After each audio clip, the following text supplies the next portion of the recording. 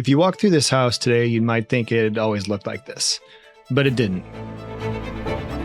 Every room's got a different story. Every piece of furniture is part of those stories. Every nook, corner, and cranny. Every mistake and every victory. They're all just there. This isn't just a house. It's become kind of our life's biggest project.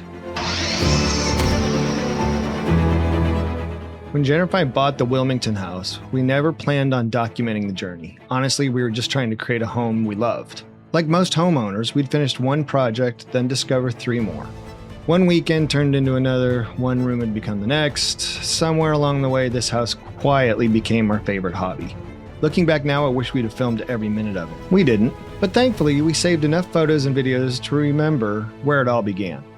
So join us as we tour the Wilmington House. We'll show you the projects we've done and have yet to do. Other than a super deep clean and slapping on a quick coat of paint to most of the house, our first real major transformation happened outside. An empty backyard slowly became the place where our family spends a lot of our time. It's really another living space for us. It's a covered patio, it's got a Santa Maria grill, handmade dining table, a bar, a place to gather. Looking back, we weren't just building a backyard, we were building memories. We just didn't really realize it yet.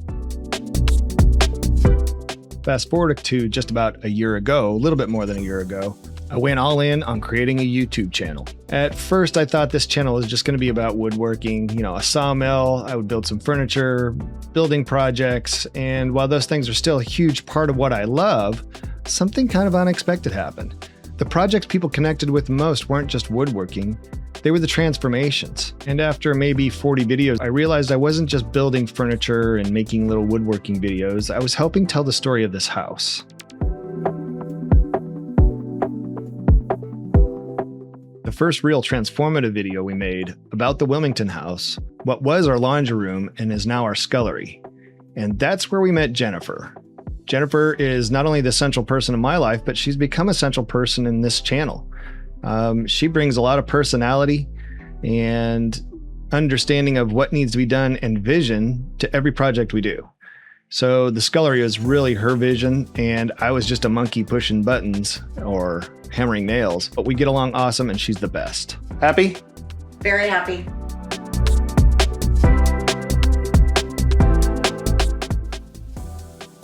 Same plumbing, same water heater, completely different space. What used to be an eyesore is now one of the most functional rooms in our home. And the truth is, you don't always need a bigger budget. Sometimes you just need a different approach. Honestly, I think this turned out better than what we expected.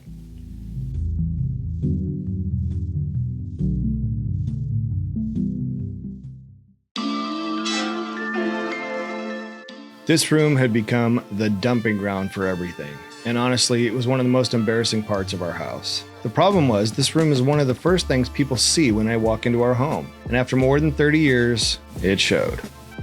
We decided it was finally time to do something about it. A couple of attempts had been made to try to spruce it up or give it some sort of aesthetic appeal, including stick and peel, tiles, slap of paint on a cabinet, and painting the walls. We were just never happy with it. Jennifer really wanted something that was inviting and was the first impression to the Wilmington House that somebody could have. So this involves a new slap of paint, a new color scheme.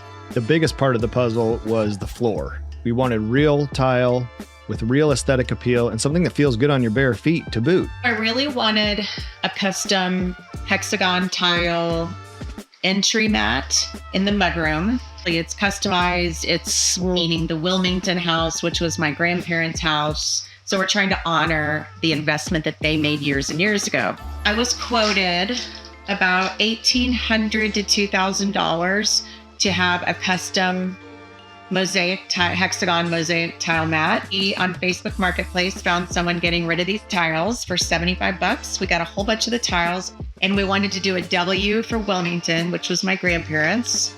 And then they bought the house in 1972.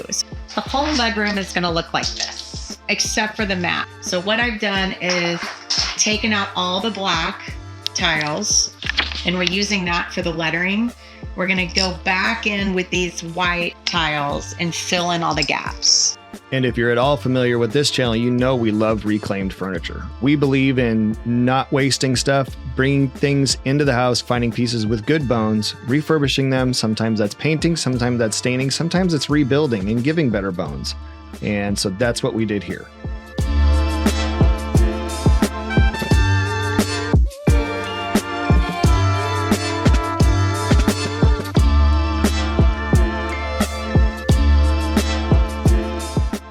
And suddenly, this wasn't just a catch-all room anymore. It became a space that actually felt intentional. Fresh paint, better storage, custom flooring. And this room was completely transformed. It's hard to believe this was the same room. What used to be one of the worst parts of our house is now one of our favorite spaces.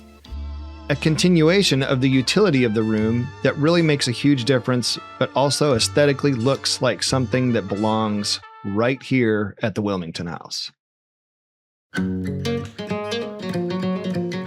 Over the past year, I've done littler projects to start to improve this room. And then we got into some bigger projects that really transformed the room. Finished carpentry for a space like this isn't always about the big feature pieces. Sometimes it's about the details. We did a mantle. I did the windowsills, all of which came from the pecan tree that we had to cut down in the backyard because it was dying. Felt like that was a good use of the tree, and it was part of keeping a lot of the Wilmington House property intact.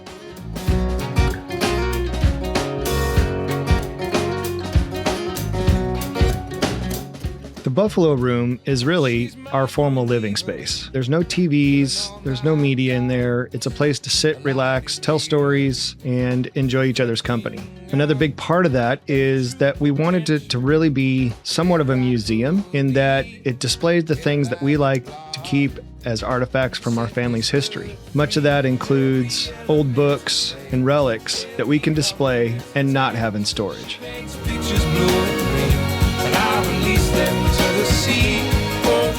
The theme is that of an English pub or an English parlor.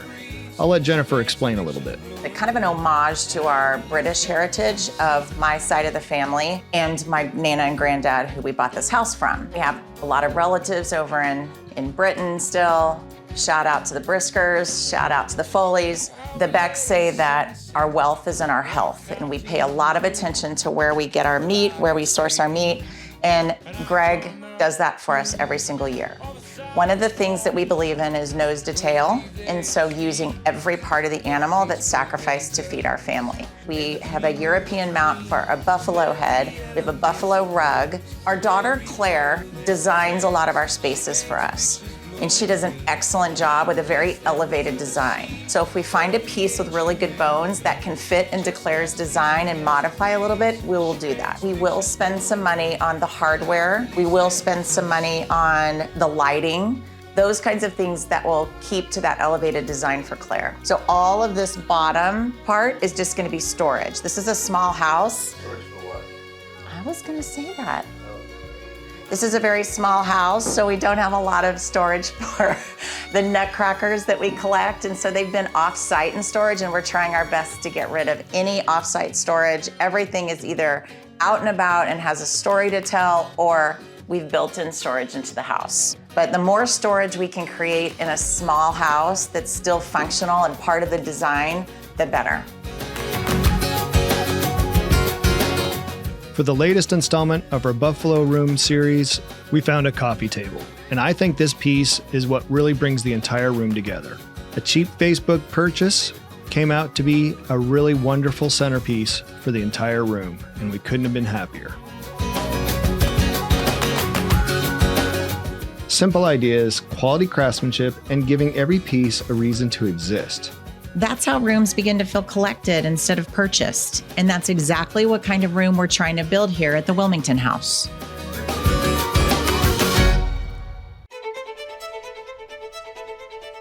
The Wilmington House that we live in isn't just about perfection. It's about craftsmanship. It might be a little bit about bringing forgotten spaces back to life.